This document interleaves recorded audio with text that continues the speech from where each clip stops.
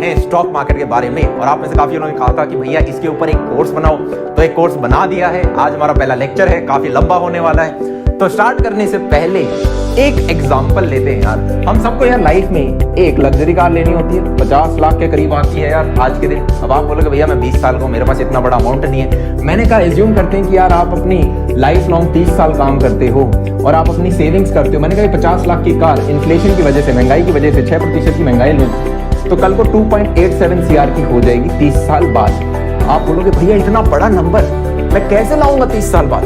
मैंने कहा अगर आप आज के दिन 4.33 लाख निफ्टी के अंदर डालते हो as a single time payment आज डालते हो तो 30 साल में यार 15% रिटर्न, पास्ट रिकॉर्ड है इसका ये पिछले 40 साल का, ये वैल्यू आपको मिल जाएगी। आप बोलोगे भैया मेरे पास 4.33 लाख रुपीज नहीं है। मैंने कहा कोई बात नहीं, अगर आप 2.58 लाख भी डालते हो जूनियर निफ्टी के अंदर जो कि 17% रिटर्न देती है तो आपका 2.87 CR हो जाएगा। भैया मैं स्टूडेंट हूं, मेरे पे 2 लाख रुपए भी नहीं है। मैंने कहा आपके पास 5,000 रुपए तो हो जाएंगे। अगर आप 5,000 रुपए पर मंथ डालते हो एज अ सिप अगले 30 सालों के लिए निफ्टी के अंदर, तो यार ये सेम अमाउंट आपका 2.87 CR बन जाएगा। अब आप में से काफी लोग एक लग्जरी गाड़ी नहीं लेना चाहते होंगे, पर शायद आप पूरी दुनिया घूमना चाहते हो कि यार मैं 20-25 नेशन घूम के आऊं, तब भी सेम अमाउंट है। तो आपका इतना छोटा सा अमाउंट आपको वो अचीव करा सकता है। एक और एग्जांपल लेते हैं, इसमें मजा नहीं आया इतना। मान लेते हैं 1979 में आपके पापा, दादा, नाना या परदादा ने अगर 200 रुपए पर मंथ डाले होते स्टॉक मार्केट के अंदर, ठीक है, और हर साल 2019 तक डालते जाते, जहां पे एज्यूमिंग कि 10% का इंक्रीज कर रहे हैं वो इन्वेस्टमेंट में, कि 1980 में वो 10% इंक्रीज करके 220 रुपए पर मंथ डाल रहे हैं, तो आज के दिन ये अमाउंट कितना होता? 1.48 करोड़। 200 रुपए पर मंथ आपको 1 करोड़पति बना देता आज के दिन। ये है स्टॉक मार्केट की ताकत। अगर आप इस वीडियो को यार कंटिन्यू करना चाहते हो, मैं एक छोटा सा डिस्क्लेमर डालना चाहता हूं। वीडियो देखें तो पूरा देखें, बहुत मजा आने वाला है। हो सकता है यार आपको लाइफ में कभी स्टॉक मार्केट में पैसा ना डालना हो, पर फाइनेंसिस की नॉलेज होनी जरूरी है। समझ रहे हो यार? ये सेम 5,000 रुपए लोग ऐसे ही महीने में वेस्ट कर देते हैं, और ये सेम 5,000 रुपए राइट जगह इन्वेस्ट हो तो कैसा अमाउंट निकल के आता है। देख रहे हैं तो पूरा देखें, because half knowledge is deadly. So start करते हैं। अब जब हम यार स्टॉक मार्केट की बात करते हैं, इंडिया के अंदर 2 सबसे बड़े स्टॉक एक्सचेंजेस हैं। कौन से यार? कौन से? पहला है आपका नेशनल स्टॉक एक्सचेंज और दूसरा होता है आपका बॉम्बे स्टॉक एक्सचेंज। दूसरा क्या है?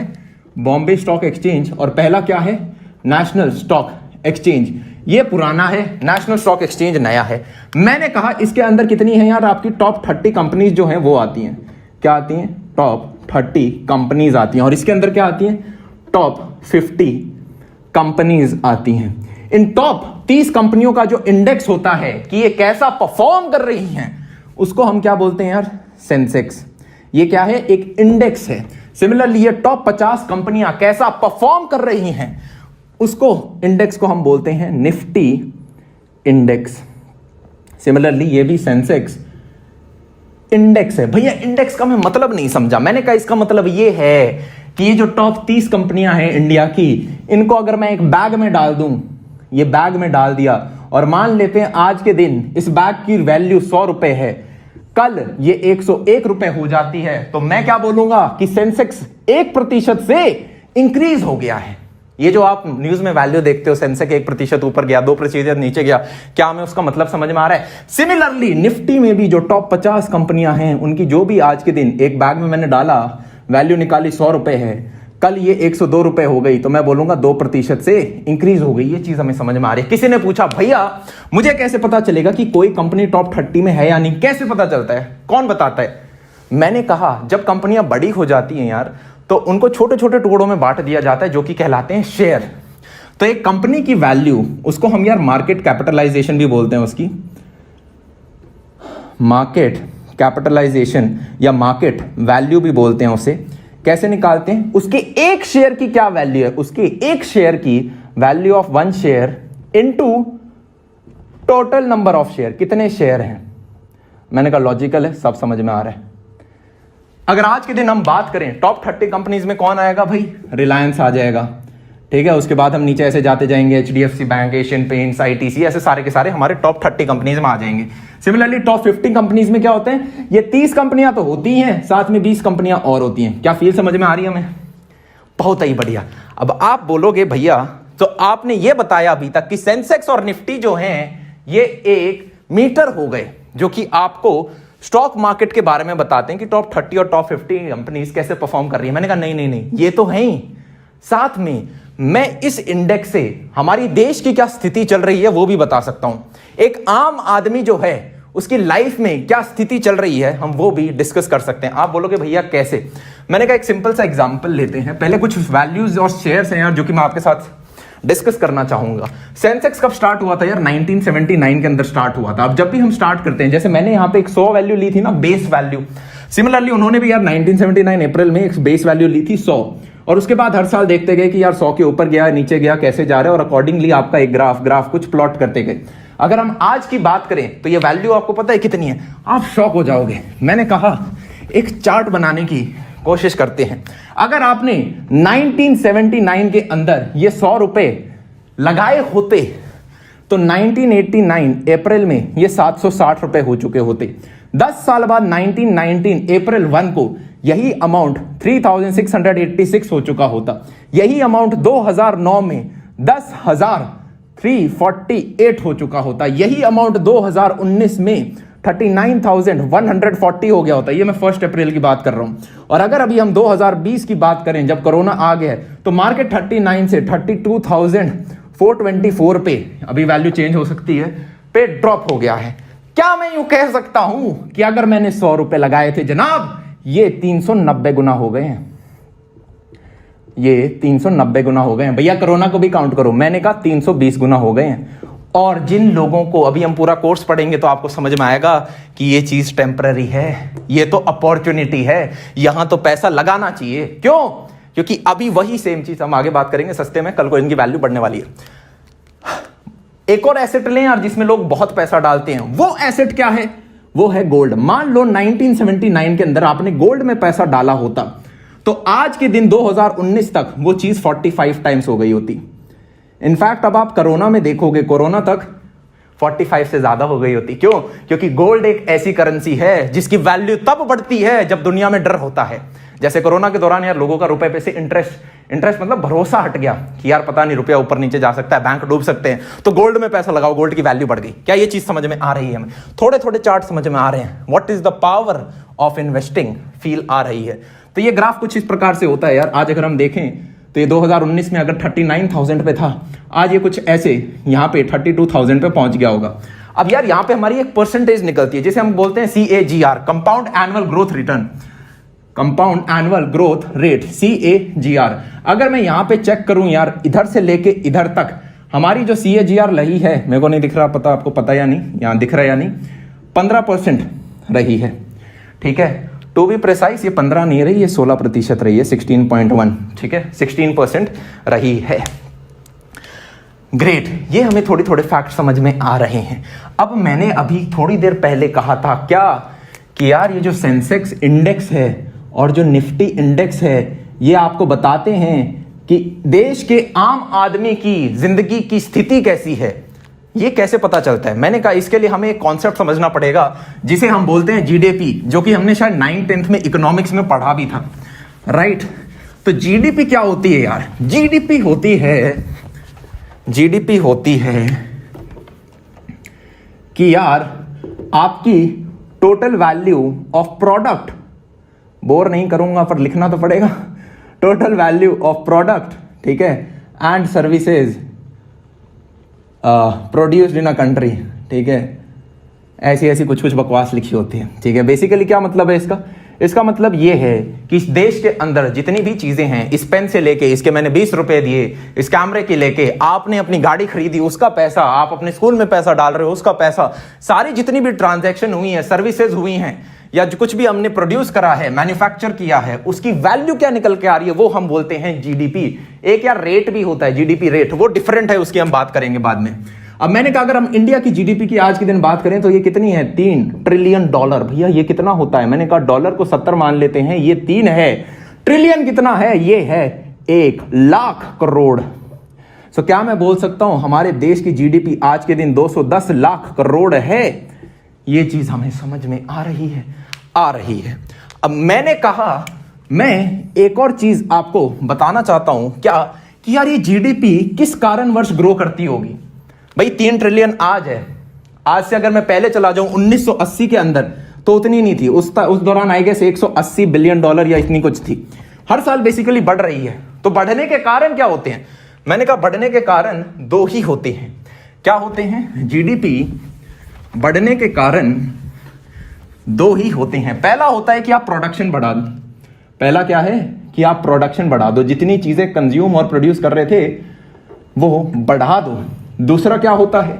वैल्यू ऑफ प्रोडक्ट बढ़ा दो। अरे जी भाव बढ़ा दो। क्या बढ़ा दो? वैल्यू ऑफ प्रोडक्ट को बढ़ा दो। भैया समझ में नहीं आया। मैंने कहा मान लेते हैं इंडिया के अंदर जितने भी प्रोडक्ट बन रहे हैं उनको एप्पल से कंपेयर करते हैं कि इस साल 100 एप्पल प्रोड्यूस हुए। 100 एप्पल प्रोड्यूस हुए और हर एक एप्पल की वैल्यू क्या थी? 1 रुपया थी। तो क्या मैं बोल सकता हूं देश की जीडीपी कितनी हो गई? GDP will be nothing but 1 रुपया into 100 which is will be equal to 100 रुपए। अगले साल अगर मैं कहूं 100 रुपए की जगह 108 एप्पल बनते हैं, क्या मैं बोल सकता हूं मैंने यहां पे 8% का इंक्रीज किया प्रोडक्शन में?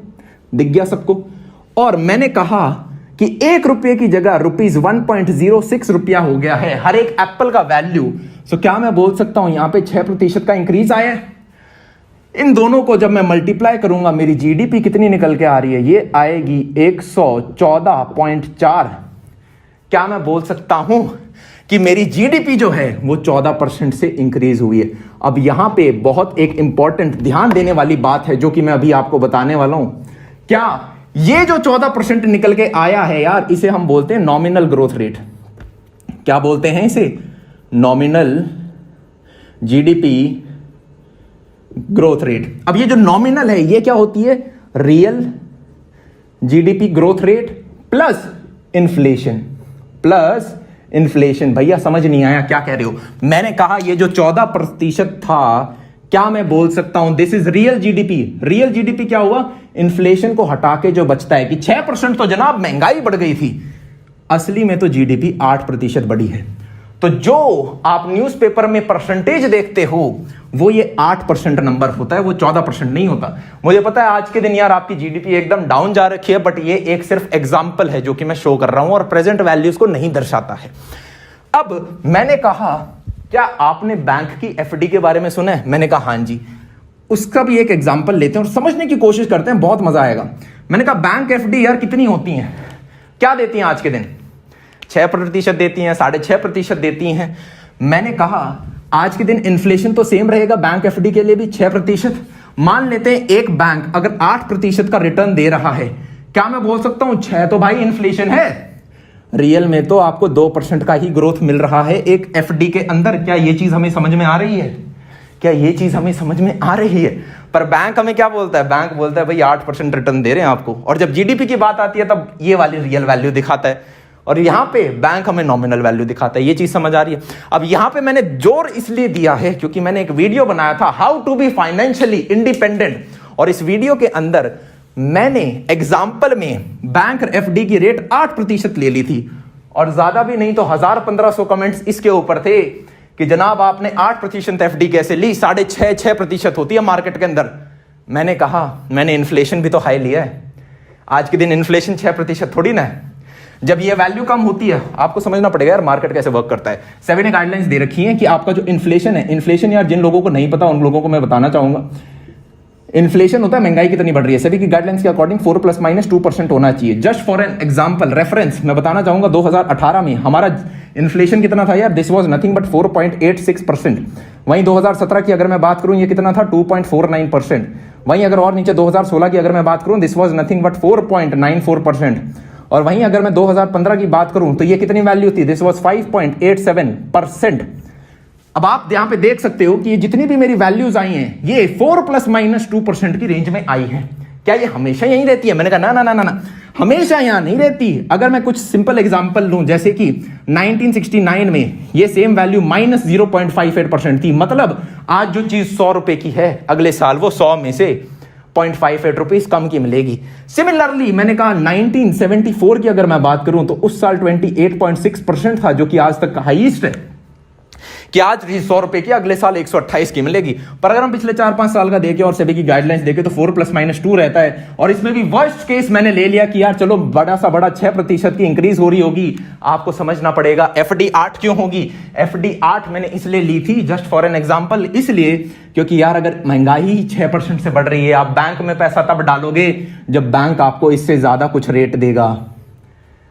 बैंक यार सरकार जो होती है वो हमेशा एक बैलेंस बना के रखती है, राइट। अगर ये वैल्यू बहुत ज्यादा हो गई, इंटरेस्ट रेट, लोग घर में बैठ जाएंगे, बैंक में पैसा डालेंगे, इंटरेस्ट आता रहेगा, काम नहीं करेंगे। और अगर ये वैल्यू बहुत कम हो गई तो क्या होगा, लोग बैंक में पैसा नहीं डालेंगे तो कैश फ्लो नहीं होगा।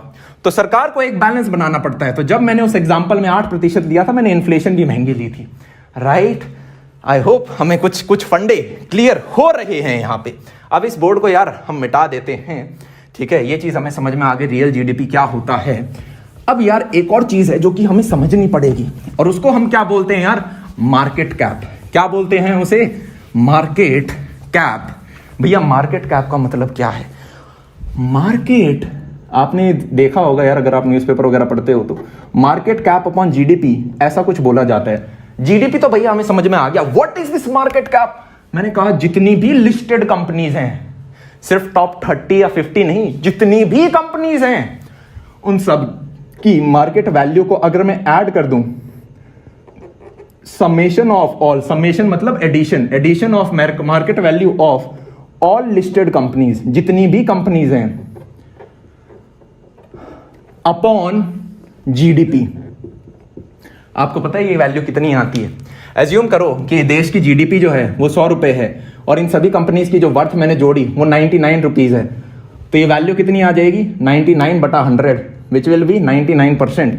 तो आपको ग्राफ में 99 वैल्यू दिखा दी जाती है। अगर हम एक एवरेज इसकी बात करें यार मार्केट कैप की, average value of market cap upon GDP, this is 75। अगर हम अभी की बात करें 2020 की, ये वैल्यू 58 पे गिर गई है। क्यों गिर गई है 58 पे, क्योंकि आपका स्टॉक मार्केट एकदम से नीचे चला गया कोरोना की वजह से। और जो जीडीपी होती है यार वो एकदम से नीचे नहीं जाती, वो धीरे धीरे जाती है। मार्केट जो कैप है ये एक डायनामिक वैल्यू है ज्यादा as compare to the GDP. ये जीडीपी धीरे धीरे जाएगी, मार्केट एकदम से नीचे गया। सिमिलरली क्या ये हमेशा 100 के नीचे रहता है, मैंने कहा ना, ऐसे भी टाइम आते हैं जब ये ऊपर जाता है। जैसे अगर मैं फाइनेंशियल ईयर 2008 की अगर बात करूं, सो मैं बोल सकता उस टाइम यार आपका 103 आया था यही मार्केट कैप अपॉन जीडीपी। फिर सिमिलरली अगर मैं फाइनेंशियल ईयर 7 की बात करूं, दिसंबर फाइनेंशियल ईयर 2007 की बात करूं, तो यही नंबर 149 पे जंप हो गया था। बहुत बड़ा मार्केट एकदम से ऊपर चला गया था। क्यों गया था, क्योंकि यार अब 2003 से 2007 तक 8 तक इनफैक्ट हमारा क्या चल रहा था, बुल रन चल रहा था। बुल रन मतलब एकदम से भाई लहर आ गई है, सब लोग बोल रहे हैं स्टॉक मार्केट में पैसा डालो, बढ़ रहा है, तो लोग जबरदस्ती वैल्यू को इन्फ्लेट कर देते हैं। भैया ये सारी चीजें बता क्यों रहे हो, मैंने कहा इसलिए बता रहा हूं, क्या तुम्हें ये दिख रहा है कि ये जो सारी कंपनीज हैं और ये जो जीडीपी है इसके बीच में कितना स्ट्रेट कोरिलेशन है, कितना ज्यादा कंट्रीब्यूशन है, 75% तक, वर्स्ट केस में भी आधी से ज्यादा, और यहां पे तो ज्यादा कर रही है जीडीपी से भी ज्यादा। क्या मैं बोल सकता हूं, जो मैंने सेंसेक्स इंडेक्स आपको बताया था और जो निफ्टी इंडेक्स मैंने बताया था, वो इंडेक्स जो हैं वो डायरेक्टली प्रोपोर्शनल हैं किसके, जीडीपी के।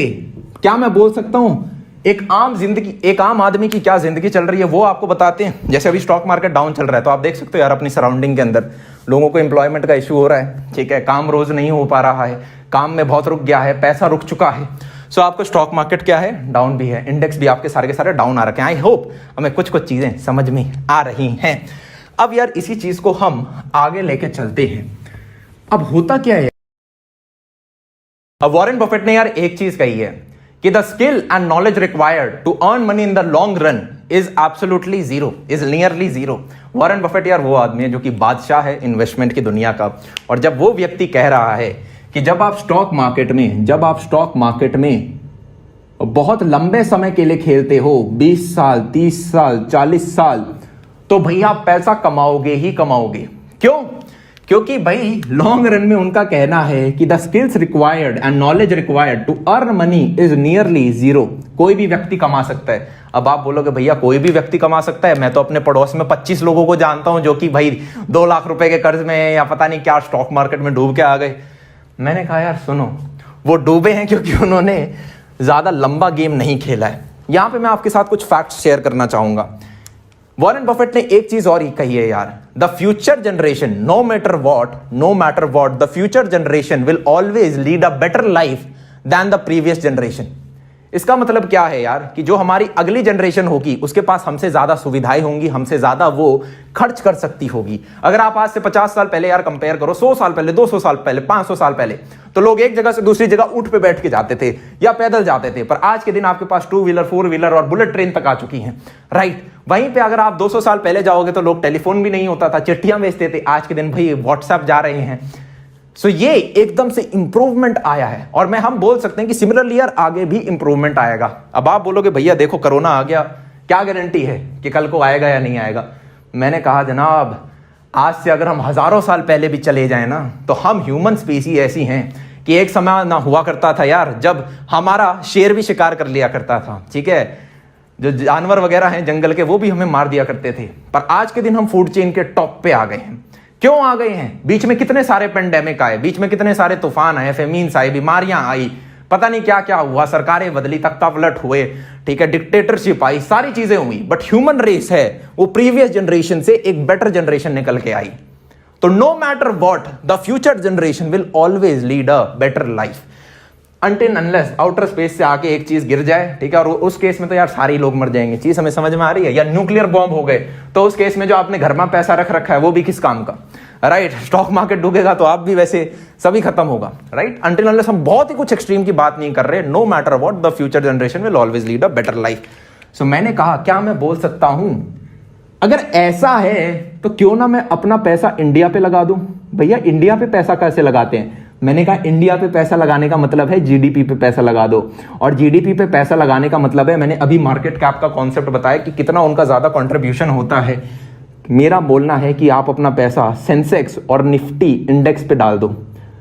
भैया इनके ऊपर पैसा कैसे लगाते हैं? मैंने कहा इनके ऊपर पैसा इसलिए ऐसे लगाते हैं यार, आपको एक चीज समझनी पड़ेगी। जब मैं बोलता हूं निफ्टी के अंदर टॉप 50 कंपनियां आती हैं, तो वो टॉप 50 कंपनी कांस्टेंट नहीं है, वो बदलती रहती है डिपेंडिंग अपॉन आज कौन पहले नंबर पे, आज कौन दूसरे नंबर पे। एक छोटा सा एग्जांपल यार यहां पे मैं शेयर करना चाहूंगा। इंडिया का मैंने टोटल जीडीपी आपको कितना बताया था? 210 लाख करोड़। आपको पता है इन टॉप 50 में जो पहली रिलायंस आती है उसकी अकेली का कितना है? 10 लाख करोड़। 10 लाख करोड़। अगर आप देखोगे ये 10 इस 210 का लगभग 5% है। सिमिलरली जब आप सेकंड, थर्ड, फोर्थ सबको ऐड कर देते हो टॉप 30-50 को, क्या आपको समझ में आ रहा है इस 200 जीडीपी में कितना इंपॉर्टेंट रोल है इनका?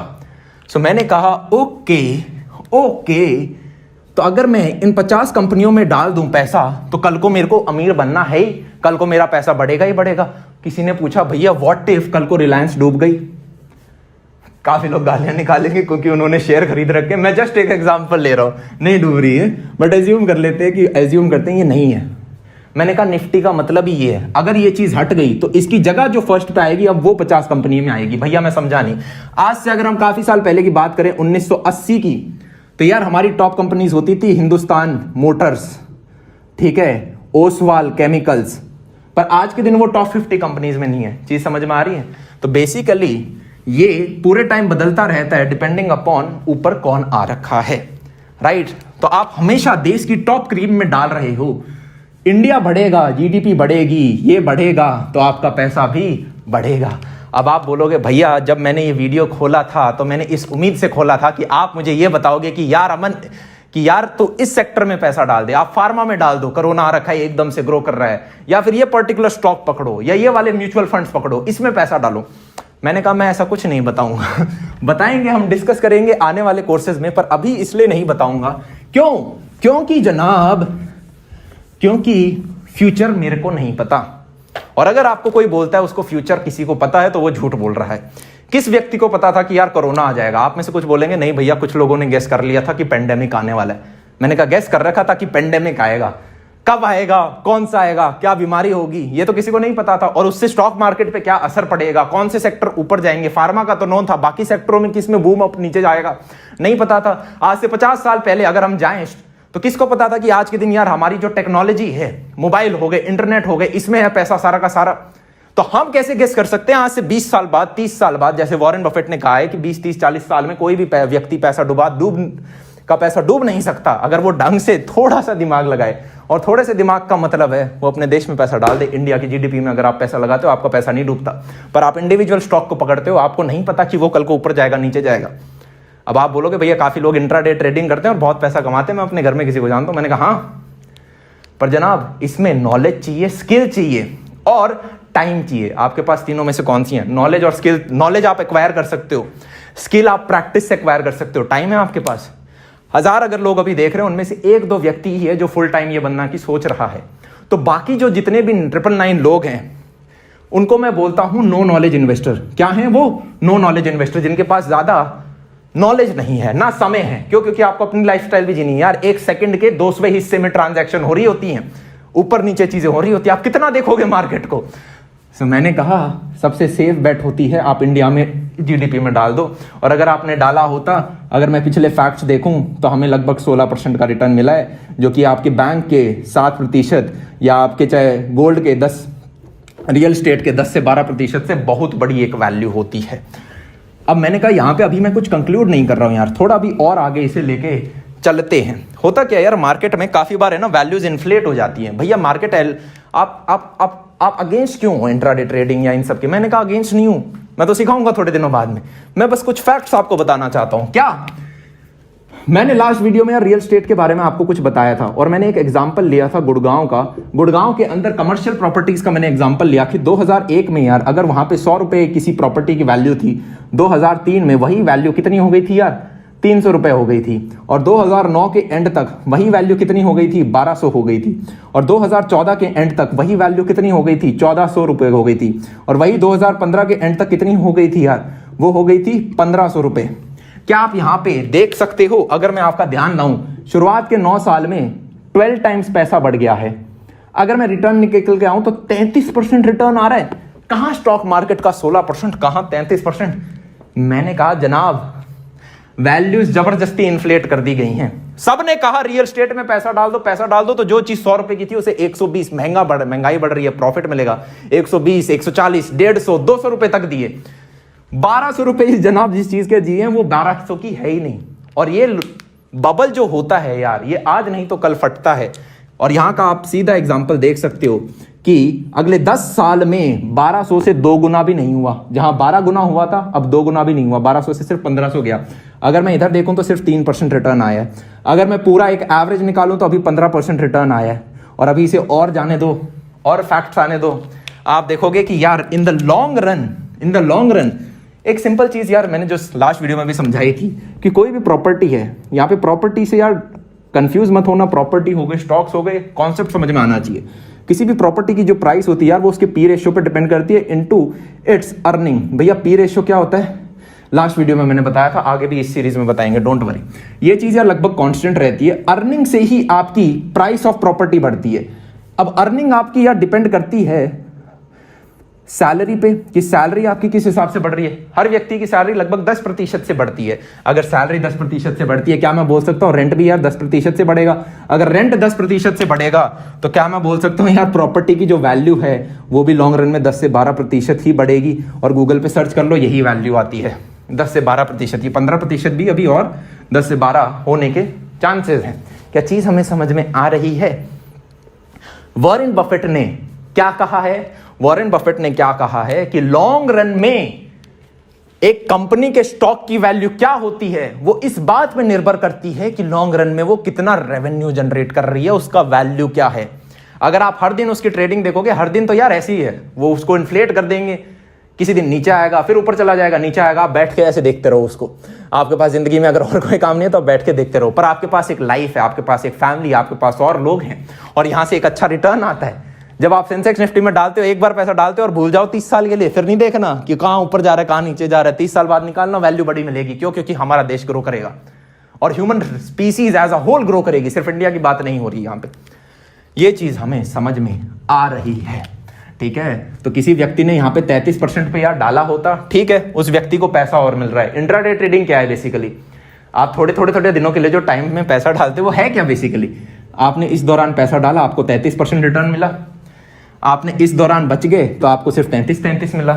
निफ्टी क्या है, मैंने कहा डाल के भूल जाओ यार, लॉन्ग रन में 15% तो मिलेगा ही मिलेगा, कोई झंझट नहीं है। अब यार इन व्यक्तियों को भी पता नहीं है ना कि 33% एक्यूरेट लाना भी तो आसान नहीं है, इसको थोड़ी ना पता था कि फ्यूचर में क्या होने वाला है, आया ना। तो ये तो भाई खरीद के रखेगा, तो काफी बार क्या होता है, लॉसेस भी होते हैं, काफी बार गेन्स भी होते हैं। पर मैंने कहा डाल के भूल जाओ ना, देश में थोड़े फंडे हमें समझ में यहां पर आ रहे हैं। अगली चीज के ऊपर डालते हैं। अब जब हम स्टॉक मार्केट की यार बात करते हैं, दो चीजें होती हैं, पहला होता है इन्वेस्टिंग और दूसरा होता है स्पेक्यूलेशन।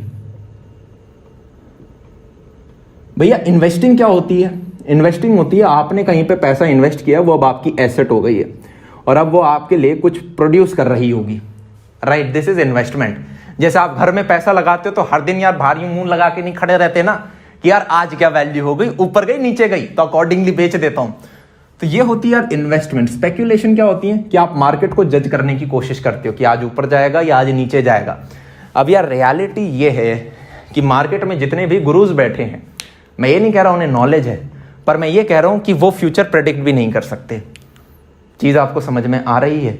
जस्ट बिकॉज कोई चार्ट पढ़ सकता है, जस्ट बिकॉज कोई यूं इसको एक छोटे से एग्जांपल से यार मैं समझाने की कोशिश करता हूं। मुझे पता है ये काफी कंट्रोवर्शियल है और कुछ प्रूफ चाहिए इस चीज को, तो ये यार प्रूफ है ना, हमें रियल लाइफ से ही मिलेंगे या फिर ठोकर खा के मिलेंगे। रियल लाइफ से अगर मैं आपको समझाने की कोशिश करूं, मैं किसी भी प्रोफेशन के अगेंस्ट नहीं बोल रहा हूं यार, मेरा सिंपल मकसद यहाँ पे क्या है उसको समझने की कोशिश करते हैं। मेरे को कुछ फंडे बच्चों को बताने, दैट्स इट, एक नॉर्मल फाइनेंशियल ज्ञान जो सबको होन पास होना चाहिए। तो मैं किसी प्रोफेशन के अगेंस्ट कुछ नहीं बोल रहा हूँ। एक बार क्या हुआ यार, मैं लॉन टेनिस खेलता था बचपन में, ठीक है, तो पापा पंडित के पास गए, पंडित से पूछा क्या ये लॉन टेनिस प्लेयर बनेगा? पंडित ने कहा ये नहीं बन रहा। और मैंने कहा पापा मैं तो बनूंगा, मैं तो 7 साल से खेल रहा हूँ। पर पंडित ने कहा नहीं बना और मैं बना भी नहीं। पापा ने मेरे को 11th में इंजीनियरिंग में डाल दिया। फिर पापा पंडित के पास दोबारा गए जब मैं कॉलेज के अंदर था, और पापा ने पूछा ये यूपीएससी की तैयारी कर रहा है, क्या ये निकाल लेगा? पंडित ने कहा गारंटीड निकाल लेगा, ये तो हीरा है, ये पैदा ही इसके लिए हुआ था। मैंने भाई सिर्फ साल भर तैयारी की थी, उसके बाद मैंने पेपर भी अटेम्प्ट नहीं दिया, मैं 22 साल का हूँ। फिर अब मान लो कल को मेरी शादी होती है, कुछ भी होता है, पापा वापस पंडित के पास जाएंगे कि कब कराएं शादी, किस उम्र में कराएं? पंडित कुछ ना कुछ एज दे देगा। क्या आप चीज समझ पा रहे हो? अभी तक के स्टार्ट्स देखें तो एक बार पंडित सही हुआ है, एक बार मैं सही हुआ हूं। एक बार पंडित सही हुआ है, एक बार मुझे पता था यार यूपीएससी में जब मैं घुसा था कि मुझे प्राइवेट सेक्टर में जाने में प्रिपरेशन कर रहा था, एक बार मैं सही हुआ हूं। पर थर्ड टाइम भी पापा किसके पास जाएंगे? पंडित के पास। क्यों? क्योंकि पंडित को कुछ चार्ट पढ़ने आते हैं, पंडित जी ने कुछ डिग्री कर रखी है, माला वाला पहन रखी है, तिलक लगा रखे हैं। तो एक ह्यूमन नेचर होता है कि यार इनको शायद ज्यादा पता होगा। अब मैंने कहा यार फ्यूचर है, गैस थोड़ी ना कर सकते। एक और एग्जांपल लेके दिखाता हूं, शायद आप उससे बेटर और समझ पाओ। मान लो मैंने क्या किया, एक डाइस ले ली, ठीक है, या डाइस में तो चलो फिर भी 6 फेसेस होते हैं, थोड़ा मुश्किल हो सकता है समझना। एक कॉइन ले लिया, कॉइन के 2 हिस्से होते हैं, एक हेड और एक टेल। मैंने कहा कि मैंने 2 बार इस कॉइन को करा, 2 बार हेड आया। तीसरी बार जब मैंने कहा, आपसे पूछा हेड आएगा टेल आएगा, आपने बोला 2 बार से हेड आ रहा है तो इस बार भी हेड आना चाहिए। किसी ने कहा 2 बार से हेड आ रहा है तो कभी तो टेल आएगा, तो किसी ने कहा टेल आना चाहिए। ठीक है, ये हो गए आप लेमैन कि एक राह चलते आदमी से पूछ लिया। यही सेम चीज किसी इंजीनियर से जाके पूछी तो इंजीनियर ने क्या कहा, क्यों ना इस कॉइन को लेते हैं और 1000 बार फ्लिप करते हैं और देखते हैं क्या प्रोबेबिलिटी आ रही है। तो उसने कहा 520 बार टेल्स आया, 480 बार हेड आया। अभी भी मजा नहीं आया, दोबारा 1000 बार फ्लिप करके देखते हैं। उनसे पता चला 470 बार ये आया और 530 बार ये आया। और ये जिंदगी भर के लिए करते रहे और लास्ट में रिजल्ट क्या आता है कि यार इनमें से कुछ भी आ सकता है, दोनों की हाफ प्रोबेबिलिटी है। पर हमने यार कुछ चार्ट्स बना लिए, देखो ये आप पढ़ सकते हो। यही सेम चीज आप किसी साइंटिस्ट को देते हो कि जनाब जी बताएं क्या आएगा। साइंटिस्ट बोलेगा मेरे पास 3 PhD है, मेरे पास फलाना है, मैं इसका मटेरियल बताता हूँ। ओके, ये इस मटेरियल का बना है, इसको फ्लिप करेंगे, हवा में क्या क्या चीजें हैं, कितनी रोटेशन ये लेगा, डिपेंडिंग अपॉन कितनी रोटेशन देगा, किसके आने के क्या चांस हैं। 2 महीने लगाए और 2 महीने के बाद उन्होंने भी कुछ चार्ट्स बना के दिए, रिपोर्ट बनाई और बाद में पता चला कि हाफ प्रोबेबिलिटी ही आएगी। आप चीज समझ पा रहे हो? फ्यूचर कोई प्रेडिक्ट नहीं कर सकता। अगर आपको कोई बोलता है वो कर सकता है तो वो गलत बोल रहा है। आज से 50 साल पहले वाले लोग नहीं बता सकते थे आज मोबाइल पे काम हो रहा होगा, और हो रहा होगा तो किस स्केल पे हो रहा होगा, कौन सा सेक्टर ऊपर या नीचे होगा। चीज समझ में आ रही है हमारी? अब जब हम निफ्टी में पैसा डालते हैं यार, तो आपका जो पैसा होता है वो एक कंपनी में नहीं डलता, वो सारी की सारी 50 कंपनियों में बट जाता है। तो आपने एक तरह से सारे सेक्टर में डाल दिया, वो सारे सेक्टर्स जो कि ग्रो कर रहे हैं, वो 50 कंपनियां जो कि ग्रो कर रही हैं और हमेशा ग्रो करती रहेंगी।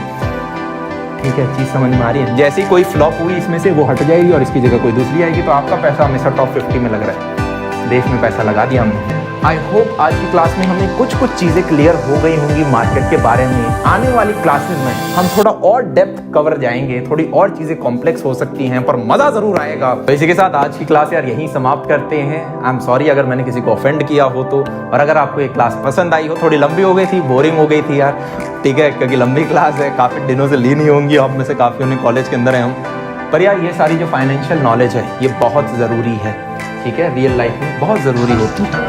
आपको पसंद आई हो तो लाइक शेयर करें यार, और अपने पेरेंट्स को साथ भी डिस्कस करें इस चीज़ को, अपने फ्रेंड्स के साथ डिस्कस करें। और लास्ट वीडियो में यार आपने इंस्टाग्राम पे बहुत सारा प्यार दिया, थैंक यू। तब तक के लिए बाय बाय, सी या, टेक केयर।